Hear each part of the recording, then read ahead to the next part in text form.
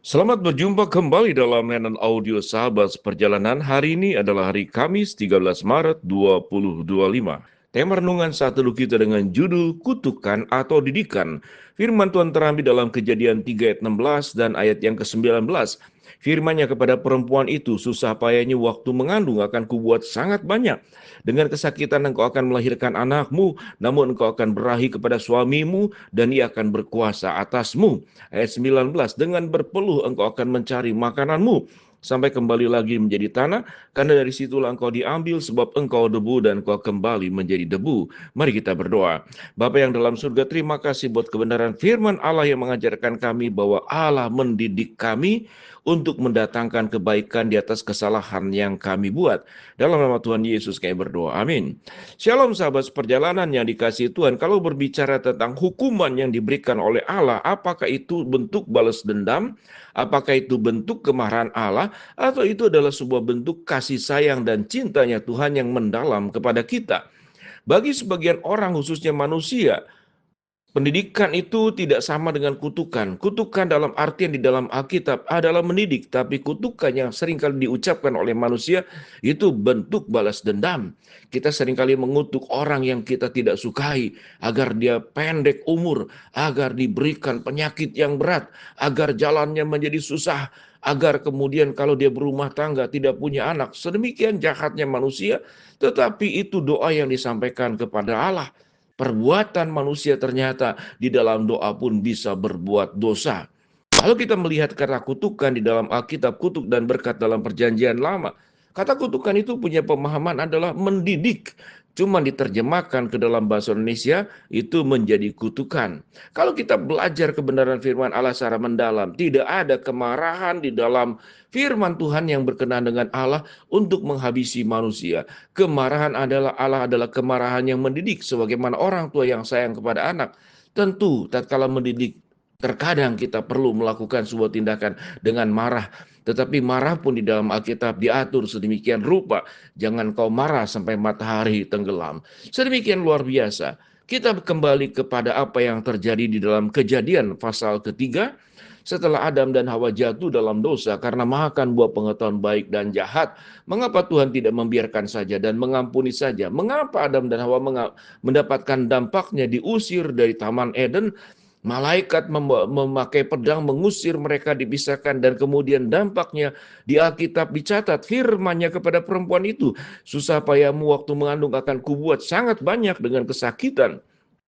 Engkau akan melahirkan anakmu, namun engkau akan berahi kepada suamimu dan ia akan berkuasa kepadamu. Lalu firman-Nya juga kepada manusia itu, karena engkau mendengarkan perkataan istrimu, memakan buah pohon yang telah kuperintahkan kepadamu, jangan makan daripadanya. Maka terkutuklah tanah karena engkau. Dengan bersusah payah engkau akan mencari rezekimu, tanah seumur hidupmu. Semak duri dan rumput duri akan dihasilkan bagimu, dan tumbuh-tumbuhan di padang akan menjadi makananmu. Dengan berpeluh engkau akan mencari makananmu sampai kau kembali lagi menjadi tanah, karena dari situlah engkau diambil. Sebab engkau debu dan kau akan kembali kepada debu. Bagian firman Tuhan yang sudah kita baca tadi memberikan semua penjelasan. Ada kata juga terkutuklah tanah karena engkau. Tetapi artinya kata terkutuk dalam arti yang baik, yaitu untuk mendidik. Kalau selama ini Tuhan berikan sebuah taman Eden yang tidak perlu bersusah payah manusia, sebuah taman yang sudah dibuat sedemikian indahnya, diberikan yang terbaik, ada sungai Tigris, ada sungai Efrat, segala sesuatu diciptakan sedemikian indah. Bahkan manusia diciptakan sebagai yang paling baik, paling indah dari semua ciptaan yang ada. Namun manusia tatkala diberikan free will, sebuah kehendak bebas untuk memilih. Dan itu bentuk bahwa Allah menciptakan manusia. Allah bukan menciptakan robot.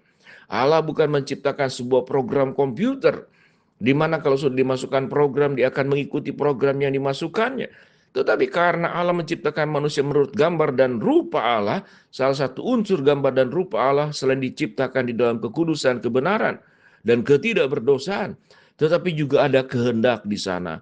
Itu yang disebut dengan diciptakan menurut gambar dan rupa Allah. Ada kehendak. Ada keputusan manusia bisa mengambil sebuah pilihan kiri atau kanan, melakukan yang benar atau melakukan yang buruk. Itulah yang dimaksud dengan diciptakan menurut gambar dan rupa Allah. Tatkala kita diberikan sebuah kemampuan untuk memilih dan memilah.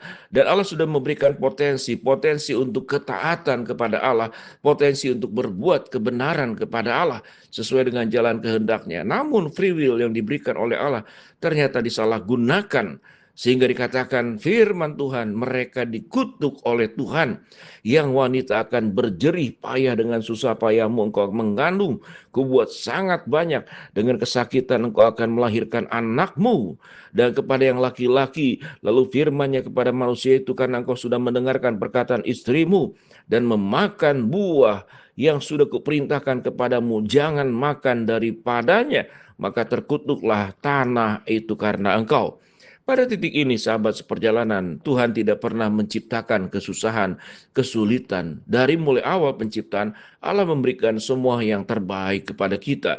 Namun karena salah memilih, kehendak yang sudah Tuhan berikan kepada kita untuk memilih, memakai cara yang salah, maka pada titik itulah Tuhan mengambil sebuah sikap untuk melakukan pendidikan kepada manusia, sebagaimana yang kita baca pada poin-poin ayat 16 dan ayat yang ke-17, baik kepada Hawa maupun kepada Adam. Aplikasi yang kita ambil di dalam kondisi ini, sewaktu kita mengalami berbagai macam kesusahan, mungkin kita tidak berbuat salah, tapi itu akibat sebuah kesulitan, kesusahan yang diwariskan oleh Adam dan Hawa.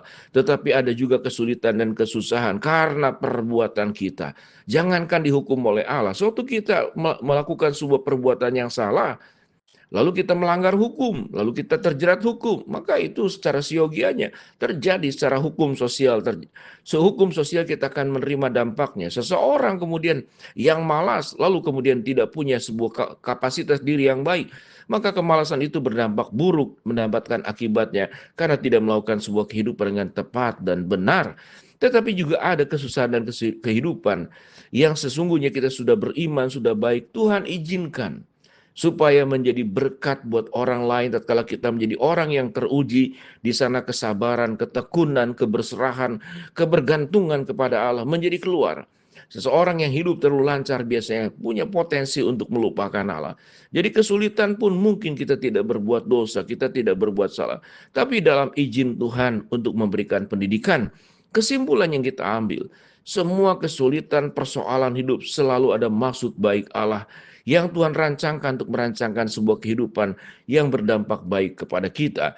Kalau itu adalah kesalahan yang kita buat, maka kita perlu meminta ampun kepada Allah, memperbaiki hidup.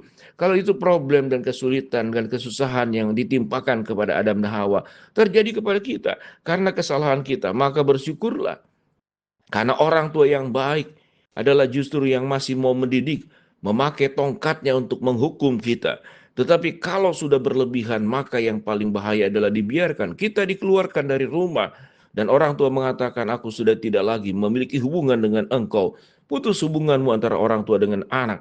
Tuhan tidak demikian. Tuhan tidak menciptakan sebuah hidup yang keterputusan. Mengirim Kristus agar apa yang putus itu kembali menjadi satu kembali. Ingatlah, segala persoalan hidup yang terjadi adalah didikan Allah demi kebaikan kita, supaya kita bisa maju semakin serupa dengan Tuhan. Mari kita berdoa.